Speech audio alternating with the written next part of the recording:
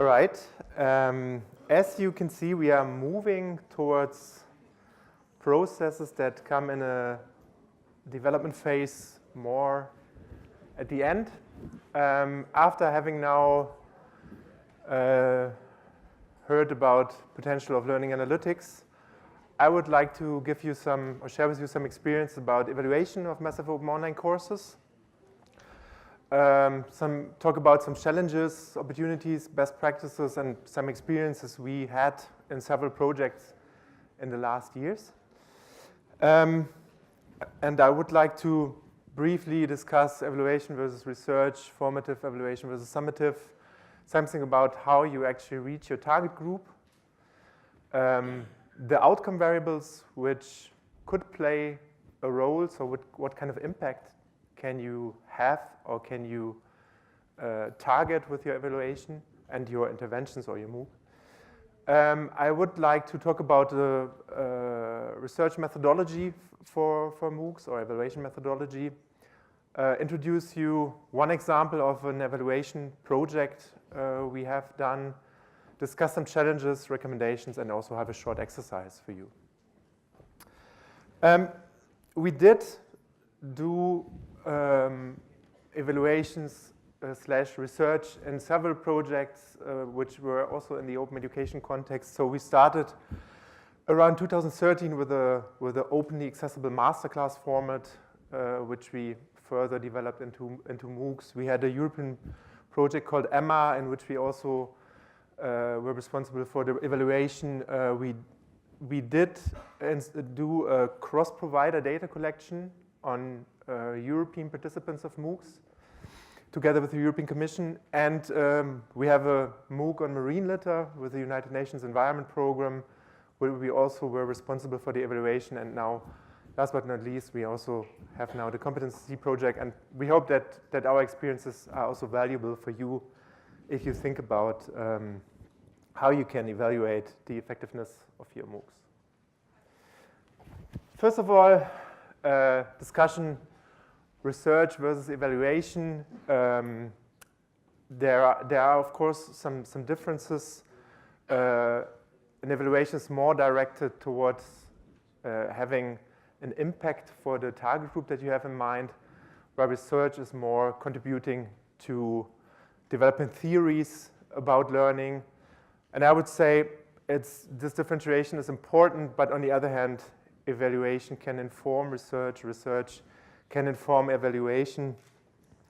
And in general, the research side is more focusing on generating new knowledge for prediction and building theories, while evaluation is more for social accounting and policy decision making. And there are numerous smaller and larger differences in terms of methodologies, setting, and also the output. And in this presentation, I will partially use research examples and partially use traditional evaluation examples. Another difference, of course, is a formative or a summative evaluation. So during a development of an intervention or of a MOOC, you can invest a lot of time in formative evaluation. That is an evaluation that is improving the process, is improving the end product, and the summative evaluation is then the evaluation that takes place at the end when you are actually giving your courses to your end users and you have thought about it. And ideally, you do some formative steps and you also do some summative evaluation steps. Very basic. Just as it's a very old source, but I think some of the guidelines are quite interesting. Michael Scriven has developed already 2007 an evaluation methodology with an interesting checklist, at least, with different phases which you can use to think about what is important for your evaluation. What are your users? What are the values? How can you evaluate the process, the outcomes, and so on? So, just as a basic reference, Michael Scriven evaluation handbook and checklist is quite useful to think about what kind of processes do you need to think about. I would like to take a pause here and just reflect again about what the MOOC format, why is it so specific, and why do we have to think about the evaluation of massive open online courses. I think a lot of confusion about MOOCs comes through the fact that they are offered by formal institutions on the one hand, but that they are taken by learners in a non-formal way. So they are somewhere in between formal learning and non-formal learning. And what often happens in the public discussion about it is that these sites are kind of interfering. So you treat MOOCs as if they were just normal courses, accredited, certified, and so on, but often they are not. On the other hand, they are creating value which is outside of formal accreditation and formal recognition. So both sides are somehow sometimes not working well together in the discussion about MOOCs. And one of the challenges, and we had this question also about if we should filter or close a MOOC for a specific audience. This openness in itself, of course, leads to several challenges. And one of them is a huge variety and diversity of participants that we get. So if we focus on offering open education to masses, we cannot avoid this diversity. We can improve, of course, our description of courses. We can improve that we do not build wrong expectations of what learners can expect, but we can never avoid that we attract people who are, for example, not have the pre-qualifications to do it, or who have different expectations, who just use it for completely different purposes that we envision. And I think there is a challenge in course design if you want to have a broad reach, so you want to be very inclusive in your design, or you want to have a deep reach, so you're very, very tailored in the target group that you want to reach, and this is your main priority. And this decision somehow also influences your evaluation strategy then. And that means you can probably define a primary target group, but you can also think about how can you use this or develop something for this primary target group, but at the same time allowing other target groups to have a value in your courses. One of the very simple methods for envisioning your end users and your learners is a persona method in which you describe these profiles of learners and you describe the competences, prior knowledge they have, their IT skills, and so on. So that is a method I would also like you to be involved later in the exercise to think about your learner profile. And then last but not least, because of the massiveness, you can also expect the unexpected. Because in terms of enrollments, everything can happen. You can have a MOOC open for months before it starts and you have 200 users. You can open it 3 weeks before it starts and you have 10,000 users. It's not really predictable, and of course, it depends on the marketing and your brand name and so on, but still, you cannot fully predict what you will get in terms of numbers of learners, profile, and where they come from. It can be, yeah, you sometimes have to expect the unexpected. And I think there's a little bit instructional design paradox in designing massive open online courses, because normally in a classical instructional design approach, you are very, very specific in your target group and your design. In MOOCs, it's the more specific you are, the less it becomes useful for a large number of users. So this is somehow contradictory. You could think about a kind of onion approach in which you focus on this core user group, but you still offer some tracks for other user groups as an approach to address this problem. And then let's talk about what kind of outcomes variables we are looking at. What kind of effects do we want to have? And most of the time in the traditional MOOC platforms, you see that you have a summative review of activities leading to a certificate. This is the most well-known approach also for success measurement in MOOCs. And Carlos Alario also showed how you can connect activities and you can count activities. You see if users have watched the video, taken a test, added something to a discussion, and in the end it's a mathematical formula, and you can even automate this process that if users have done these and these activities, they will get automatically a certificate of participation. This is of course also handy when we're talking about thousands of users because manual grading becomes really difficult to do. On the other hand, the certificate-centric view is for me a little bit problematic if we talk about open education. Another aspect is that it's often, the MOOC format has often an assumption of a classical knowledge transfer approach. So most of the traditional MOOCs on the large platforms have a knowledge transfer model inherent. So you have a teacher recorded who has the knowledge, and the idea is that the knowledge is transferred to the participants.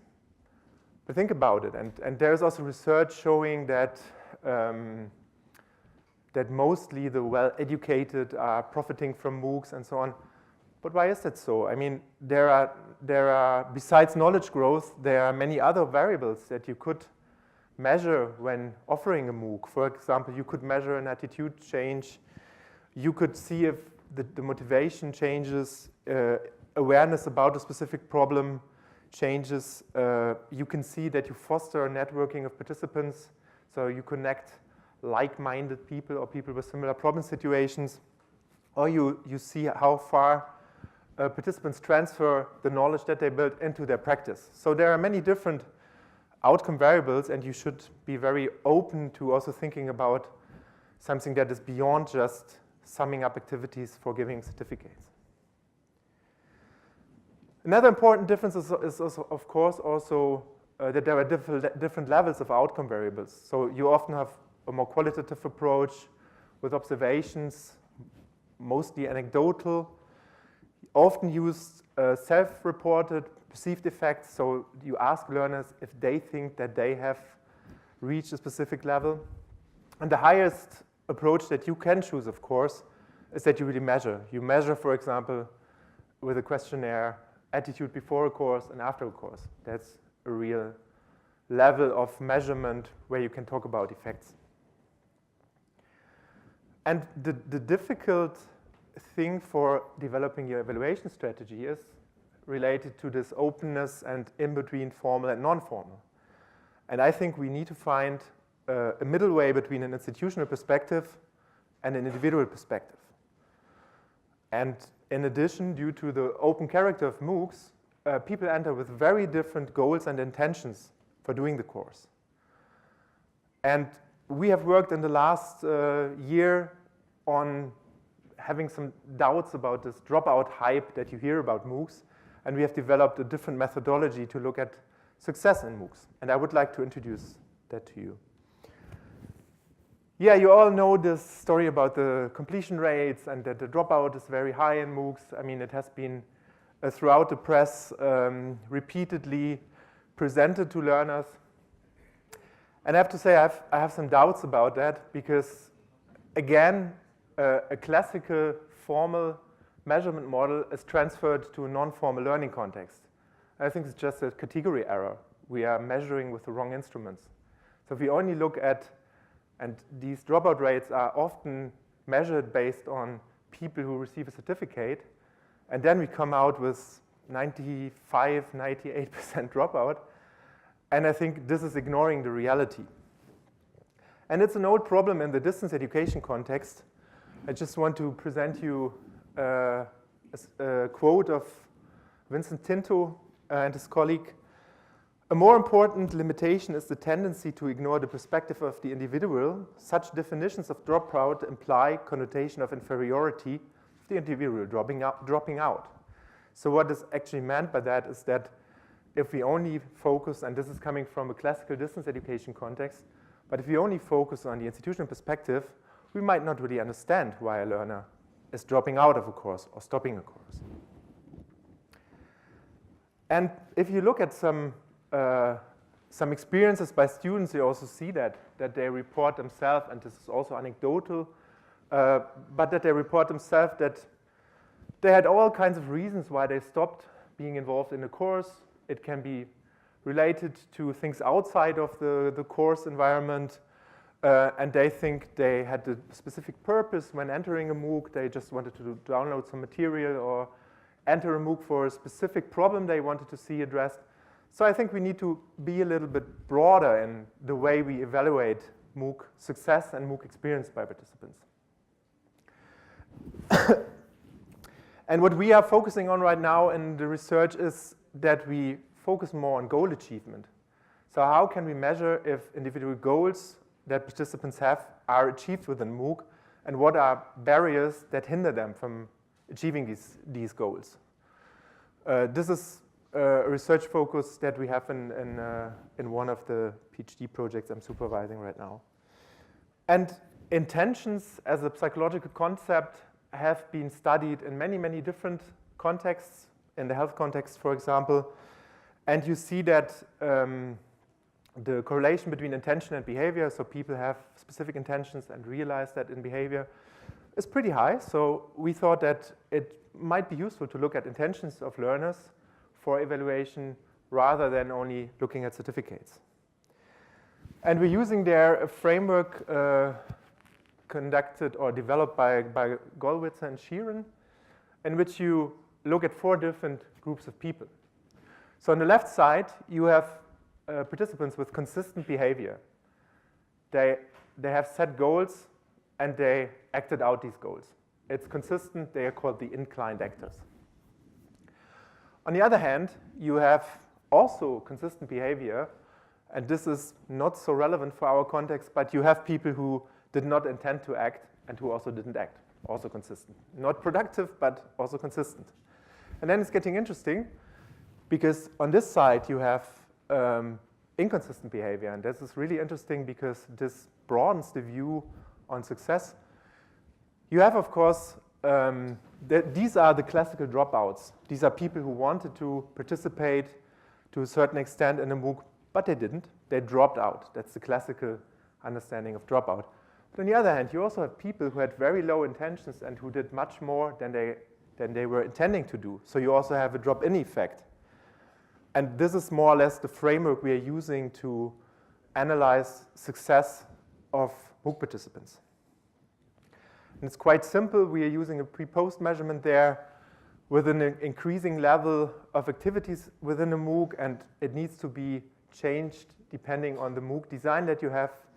That's an example instrument that we used, starting from just browsing up to downloading material, participating in a single learning activity. So it's an increasing level of intensity of participation that we used. And we did a kind of exploratory study in 2 MOOCs that we have developed, the one MOOC on marine litter, the other one on the adolescent brain. These were 2 MOOCs we have developed at the Open University.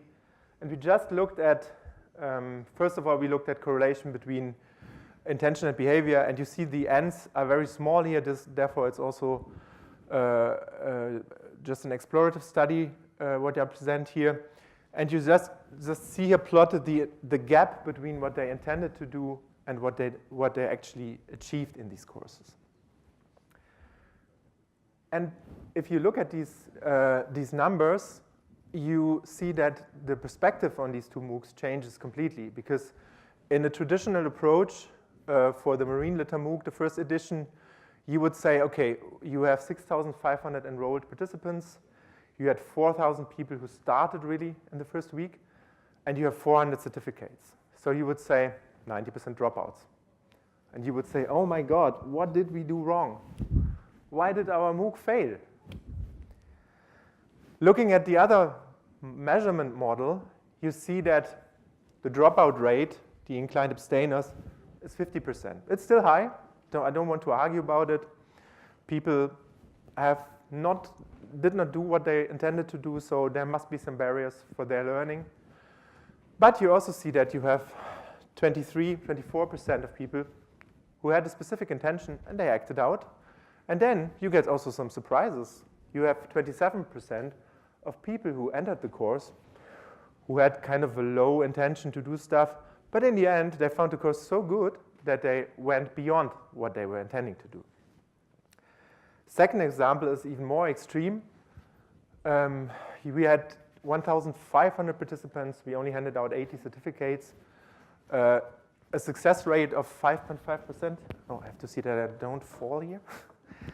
And there it's even more extreme because nearly 70% of the learners went beyond their initial intentions.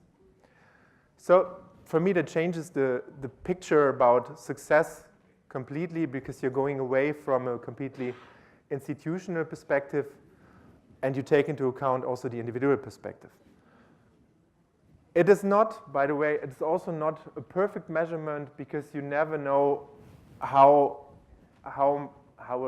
much effort was in the low intention. So you can easily go from a very low intention to a middle intention, but not, it takes much more time to really again go for participating in the full course. So that's a challenge we are currently looking at. Another study that we did, and we are extending that also in an exploratory study, we looked at these barriers.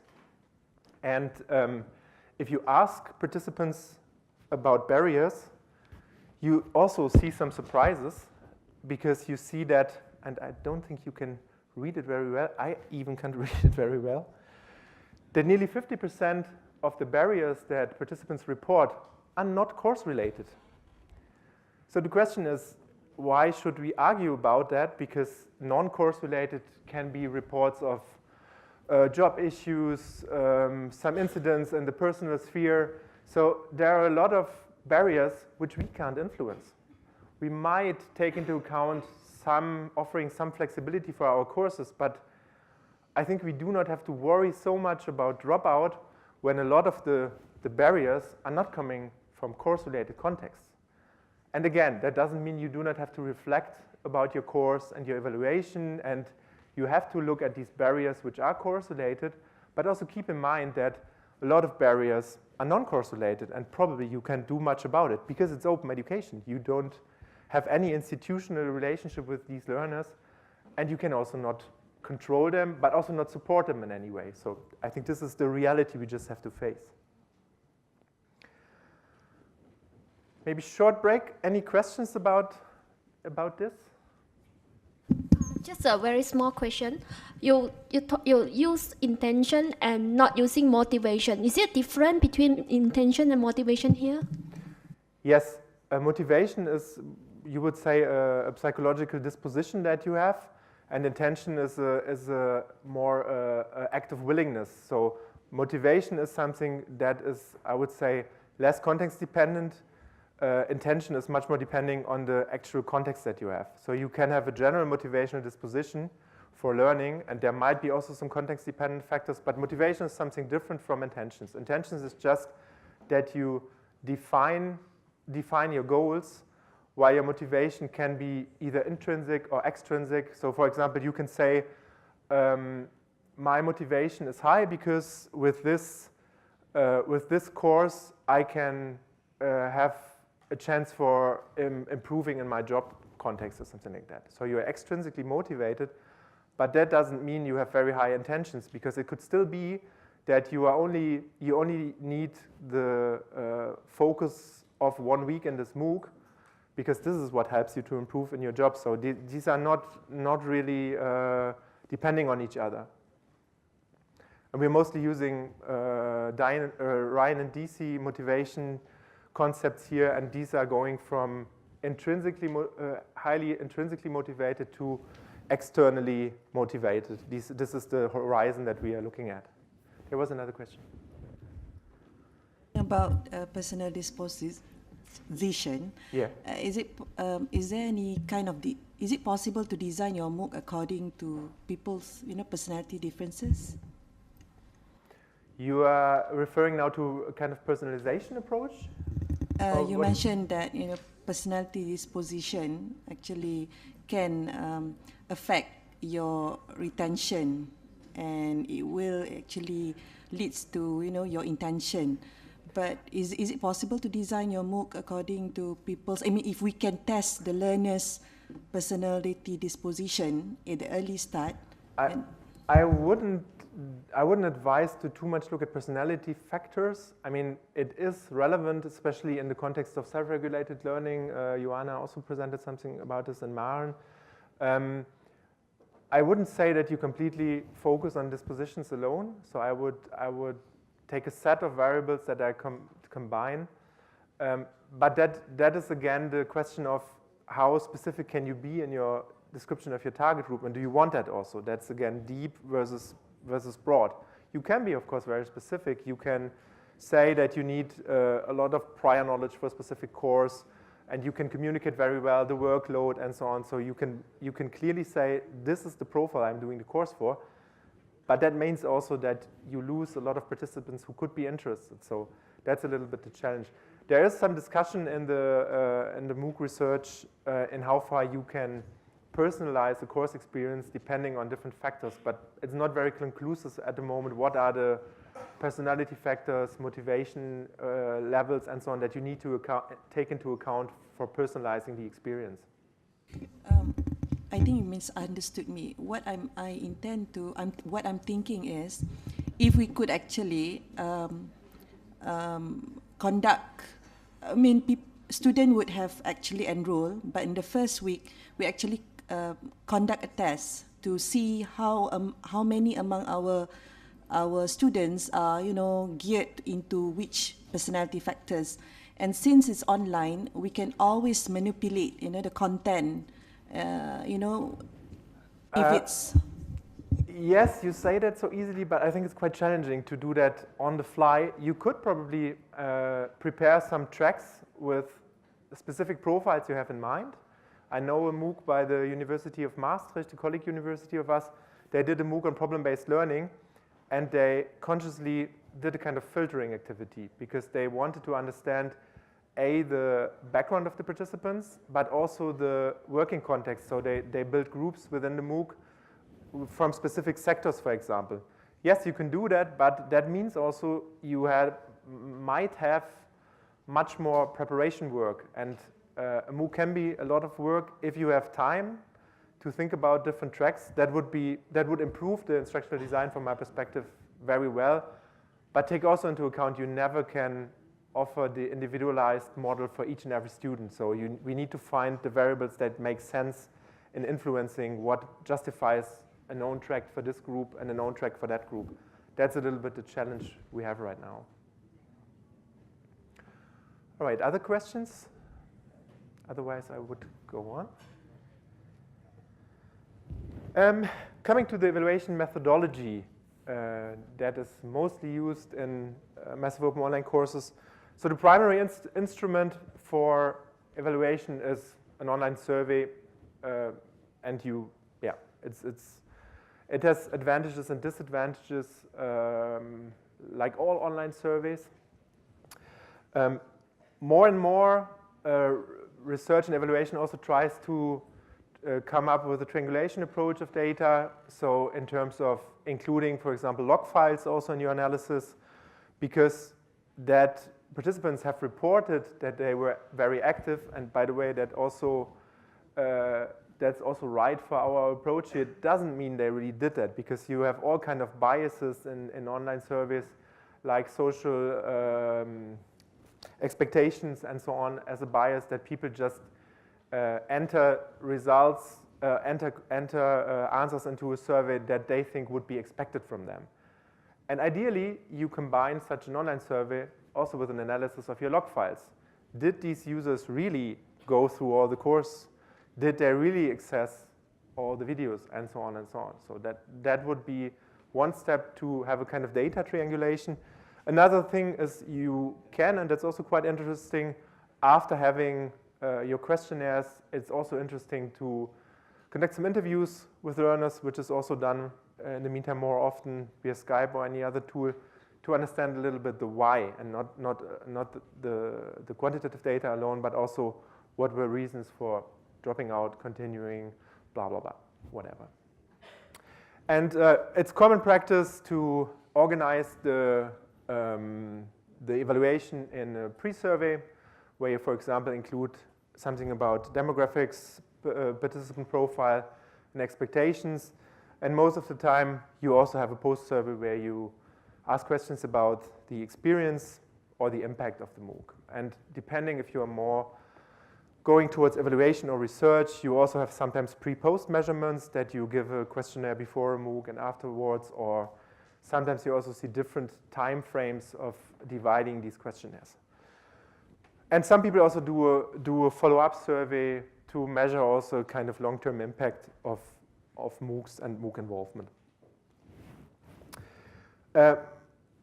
Alternative to this kind of allocation of questionnaires would be to come up with a weekly short questionnaire, just also to decrease the workload of participants, because a survey, of course, is also distracting them from doing the course. So you also need to think also about balancing the data collection and also still allowing them to conduct their activities.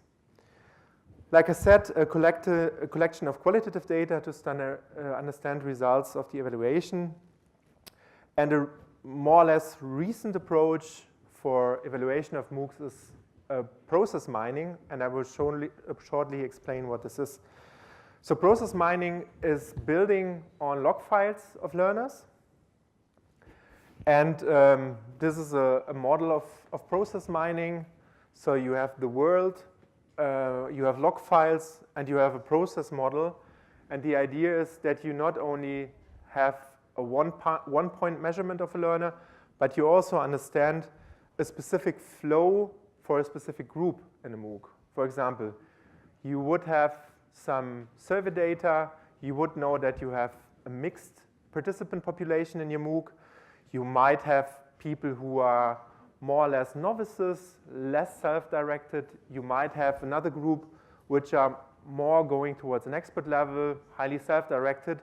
And you could, for example, look at patterns within your MOOC and how far they take a different route throughout the course. Because we saw with one of the dashboards this expected route that a learner would take throughout the course. In reality, again, we are in open education. Learners can go from video A to video 400, go back to test 8. So it's also not predictable what kind of route they take throughout the course. And there are very different behavioral patterns that you can see if you follow a process mining approach. And for example, everything from the same paper from Mukala, Boyce, and van der Aalst, you see a dropout pattern, but you also see directly what kind of activities they are doing in a specific time frame, related to videos, related to other activities. And this is just one example. And what you see then, you have a kind of business model processing approach that you can draw paths of specific users within your course which emerge from their behavior. And it's interesting because it's not a one-point measurement, but you can also see relations between specific video activities. You see people scrolling a lot or increasing the video speed. You see people repeatedly using the quizzes as a kind of self-test measurement and so on. And there you can see also very different styles of learning within one course. And that helps also to give you a little bit more information about this diverse set of participants. I would like to give you a short example of the largest evaluation that we have conducted. It is in the context of the MOOC Knowledge Project. That was a project that we have conducted together with the European Commission. And the goal was quite simple. We wanted to set up a standard survey instrument to collect experience of participants in European must-have open online courses. So first thing, standardized survey we needed to develop, and the goal was to understand the participant perspective. What is the benefit of their participation? We did that in an iterative development. We first set up a theoretical model for that with different variables that we were interested in, and we tested then also different hypotheses, and then not in one course, and that's the important thing, but across courses. Because if you only do evaluation or research in one course, it might be that you are prone to context effects, so that this is only in that context and you cannot generalize so much. Like I said, it was a cross-provider data collection under participants of European MOOCs. The survey has been set out in approximately 30 MOOCs from 18 providers. We collected something like 5,800 pre-questionnaires and 1,360 post-questionnaires. And we modularized the questionnaires throughout the development of the project. We also offered it in several languages. We started with a very lengthy questionnaire. Afterwards, we negotiated with the providers what kind of variables they are mostly interested in, and we also got ourselves a time limit of participation because we saw that these long questionnaires have also a kind of biasing effect, but I will come to that later. So we collaborated with several MOOC providers where we more or less took over the evaluation task from them, and we promised them to give them back the raw data and also some reports about what we did. So we started, and that's not the usual way for an evaluation project, but for a research project, we started just with a model of how we think people would, or the success of people's participation would be depending on. And then we have an individual level. We have some proximal variables, for example, outcome beliefs. What do the participants think they can get from this participation?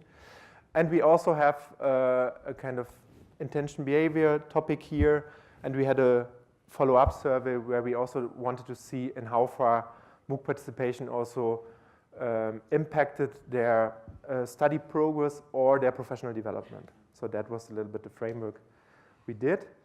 And we, like I said, we started with a very large, very long questionnaire with different modules. So person-related information, information related to learning and professional development activities of the participants. Motivation wasn't a part of it. Some outcome beliefs, beliefs about the efficacy, and so on and so on. And we later cut that down again into several pieces. We always asked questions about person-related information and learning and professional development activities, but we did a mixture of different questionnaires here to decrease the length of the questionnaires. And in that project, we came across several challenges. And there are some challenges which are quite usual for online surveys, which you're probably also aware of. But some atypical challenges also exist in the MOOC context. Some of the typical challenges that you have in online surveys are response problems. You all know about it if you have ever conducted an online survey. You want to increase your response rates. You want to increase representativeness of the respondents. But often that's very hard to do in online surveys. And the problem with that is, for the MOOC research, it can lead also to very problematic kind of body of knowledge that we build, because actually, if we only ask other way around, most often the highly motivated, very active people are also the ones that answer our questionnaires.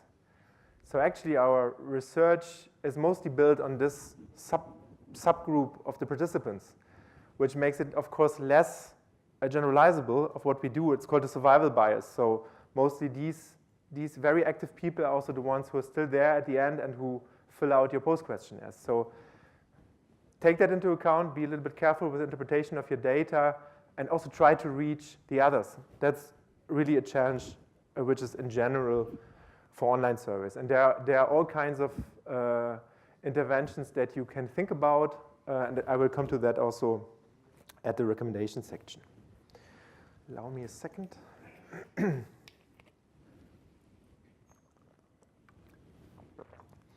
And then you have some atypical challenges in massive open online courses. And one of them, and that's also very strange if you develop a MOOC for your first time, you have a large group of non-starters. Like I said, we had 6,400 participants enrolled in the Marine Litter MOOC. Only 4,000 of them started the first week. And you ask yourself, why?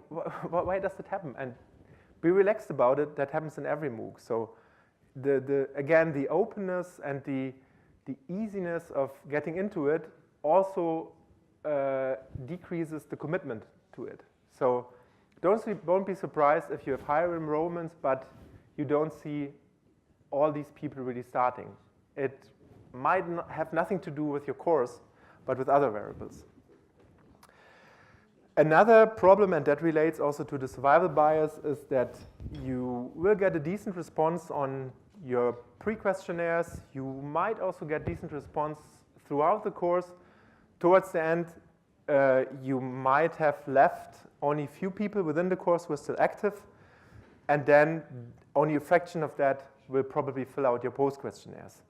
So in your evaluation setup, keep that in mind, because if you have a lot of important information in the post-questionnaire, your representativeness and reach might be very limited. So you might think about different solutions for that. And I already talked about this non-formal learning context, which is also atypical for an online survey in the learning context, because we cannot just assume everything from a formal learning context. And also, like I discussed already, you have a variety of goals which people have when they enter. Maren already reported about ethical standards for learning analytics, but those, of course, also apply for any data collection that you do, which must be informed consent and also must be conducted and the data to be stored to national laws. Another complication that you have often, especially when you go beyond the online survey and you want to have also this triangulation idea and you really want to see if they were active, is the matching of the survey data with the log data, which is often very complicated. And there are some survey tools available which offer a way to integrate that, so you get the IDs of the learners also in the online surveys, but often this is not available. So what we came up with is building our learner ID based on the demographics. So we build a unique variable that consisted of first two letters of names, birth year, country, and so on. And we did that then for the pre-questionnaire and the post-questionnaire, and then we did the matching.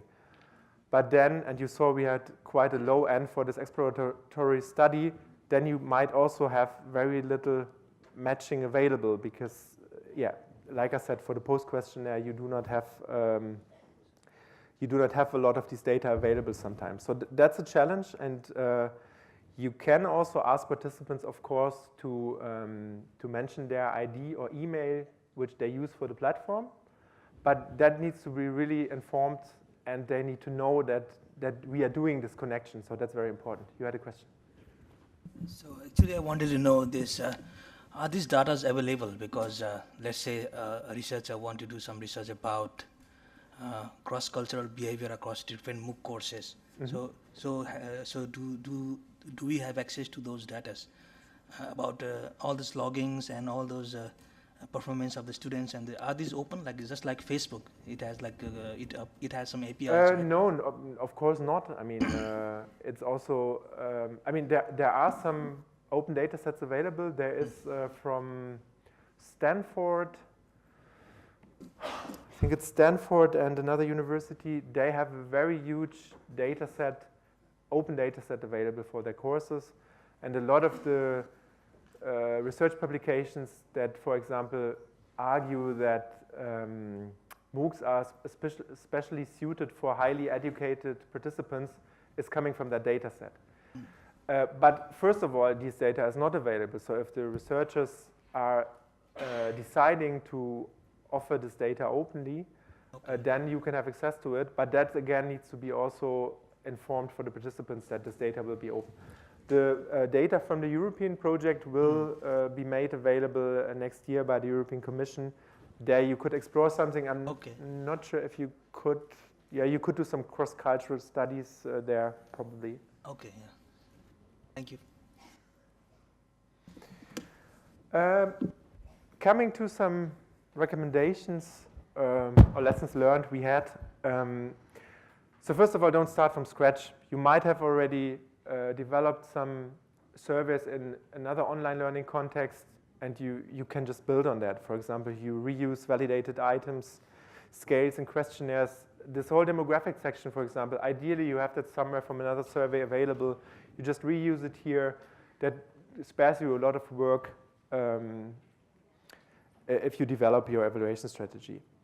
I think it's also important to define a kind of minimum model and a maximum model for the evaluation of your MOOCs. Because another pattern that you have, and not only throughout the course, but also throughout the participation in your questionnaires, is that you have a decline. So what is your priority in your evaluation? What do you really, really need to know to evaluate the success of your participants? That should be, of course, at the beginning of your questionnaire and not at the end. And everything which is in addition should come later, because you have a chance that people also drop out from your questionnaire. A lot of dropout problems, right? Another approach is you segment your questionnaires into smaller parts and think about priorities, but also think about, can you maybe set out questionnaires throughout the course rather than having a large one at the beginning and a large one at the end. And very practical recommendation, but if you have ever done an online survey, that's also obvious. Use a code book in which you name your variables, the build up chapters, and see also that later in the evaluation it's very clear which variable relies to which code and so on. So that makes it very practical also to share the data, to talk about it. It's also important that you test your questionnaire before releasing them. So choose a group of colleagues or representative participants which you give the questionnaire. Ask them if it's understandable. So that's also, again, classical online methodology. If it's understandable, if items are understandable, if they know what is meant, if there are maybe some errors in the scales that you have built, and also in terms of length, if they think that this is doable. Again, related to the ethical aspect, make users aware about which data is collected for which purpose, and you have to have some acceptance, ideally also with the enrollment in the course, that the data which is collected is also used for research and evaluation. And thinking about the context, at least of the massive open online courses we are developing in the competency project, you might also think about some external data that you could include in your evaluation. For example, specific locations of access, devices that people use to access your courses, specific time frames, maybe even weather conditions, I have no idea. So also think a little bit out of the box, what kind of data can also impact your participants. And last but not least, I would recommend that you take into account the intentions of learners for evaluating the success of your initiative, and not only focus on certificate-seeking students, but also students with lower intentions. All right, I think we could have some questions right now, and then I have a short exercise for you. Yeah. Thank you, Prof. Karls, for the interesting talk. Now I would like to open for questions to the floor.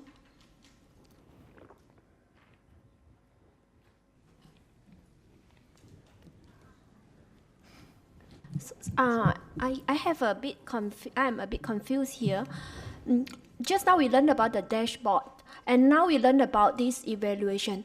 Is it any way we can combine both, or is this is a different platform? Like dashboard is for another purpose, and this is only for that purpose and not suitable for evaluation. Can we build a synergy between these two? Yeah. Thanks. So these are, I would say, different perspectives on evaluation. So I would say a dashboard is more a formative instrument. So that helps you to be aware about what you do during the course. While the evaluation, at least the summative one at the end, helps you more to evaluate the success of the whole intervention or experience. Ideally, you combine both, because ideally you know about the profile of your learners and the usefulness of your dashboards. For example, this example of self-regulation, high prior knowledge, versus low level of self-regulation and low prior knowledge, these two groups might need a different dashboard, different data to see. So ideally, in your evaluation, you combine both, and that's then more going towards the research direction, because ideally you would collect data with a survey and then you do an intervention study in which you offer the one group this dashboard and the other group this dashboard, and your hypothesis would be that they need different types of data, different representations. So ideally they are connected, both worlds. But it's again also a question if you are more in research or more into evaluation.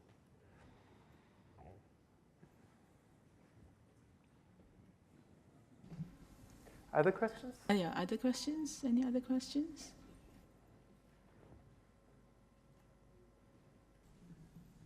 Okay. All right. In that sense, thank you again, Prof. Carls. And I think before we go for not brunch, for lunch, the three announcements. First would be, can you then complete the feedback survey for competency? I hope the technical team at the back can display the link. Yeah. Second is that during lunch, you can also collect your certification for the workshop. Yeah. And lastly, can we all come back here at 2? Okay, thank you very much.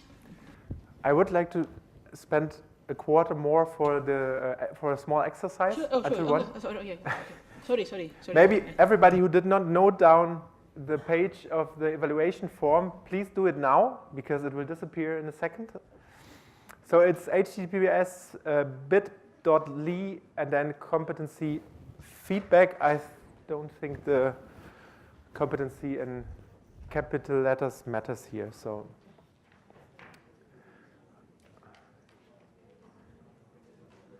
can you switch again? So what I want from you now is to think about some very first steps for your evaluation plan. So we have a template on the website in the resource page. Think about a persona. What is your ideal user profile? So we have a template there. Just note down some ideas. And then think about which data you would need to collect to develop your evaluation strategy. And think about one of the courses you have in mind when coming here. And for the competency partners, that will probably be the MOOCs which are developed. For the others, that can be other courses. So develop a learner persona. So take really your primary group. Think about which data you need to collect, and maybe develop already a basic evaluation model. So what is really important to understand for this specific course, based on the skills, competences, and so on, what kind of effects you want to achieve. Think about what kind of a model, evaluation model you have, and which kind of variables and maybe even their relations can play a role there. And you find the template on the website and the resources. And if you have questions about it, please let me know.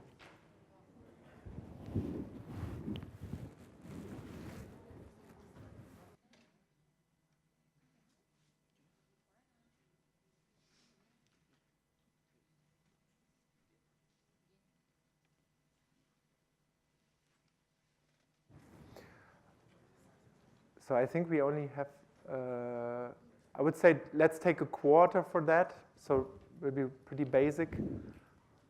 And then we ask 1 or 2 people to shortly present their ideas and their evaluation strategy. Thank you.